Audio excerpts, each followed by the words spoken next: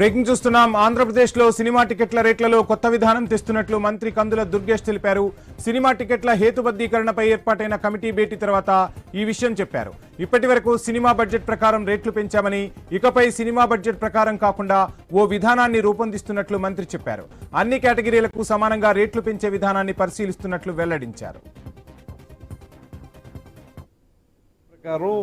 High budget ఫిల్మ్స్కి ఇలా pay చేయాలి, అలాగని ప్రతి సినిమాకి ఒక నిర్ణయం చేస్తూ ఉన్నాం. ప్రతి సినిమా రిలీజ్ ముందు దాని మీద తర్జన చేసి హోమ్ డిపార్ట్మెంట్ ద్వారా వాటిని క్లియర్ చేస్తూ ఉన్నాం.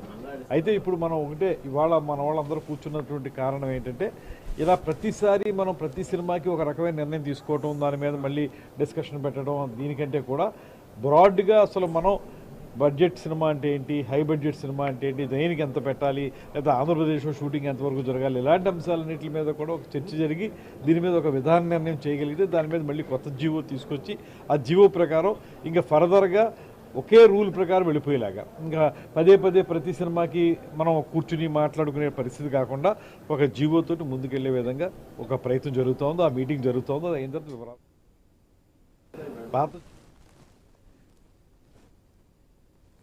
సినిమా థియేటర్ల సమస్యలను ప్రభుత్వం దృష్టికి తెచ్చినట్లు డైరెక్టర్ తేజ చెప్పారు. సినిమా టికెట్ కంటే పాప్కార్న్ రేట్లే ఎక్కువగా ఉన్నాయని సెటైర్ వేశారు.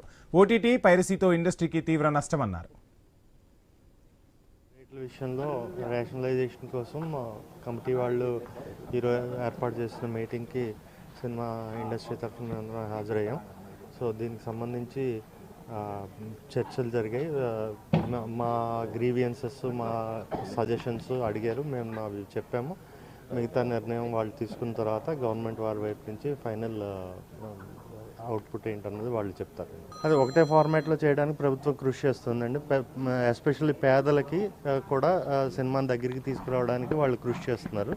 సో వాళ్ళకి అఫోర్డబుల్గా ఉంటూ at the same time all industry stake హోల్డర్స్కి నష్టం కలగకుండా ఉండడానికి ఏ విధంగా చేయాలి అన్న దాని మీద సలహాలు తీసుకున్నారు. రేట్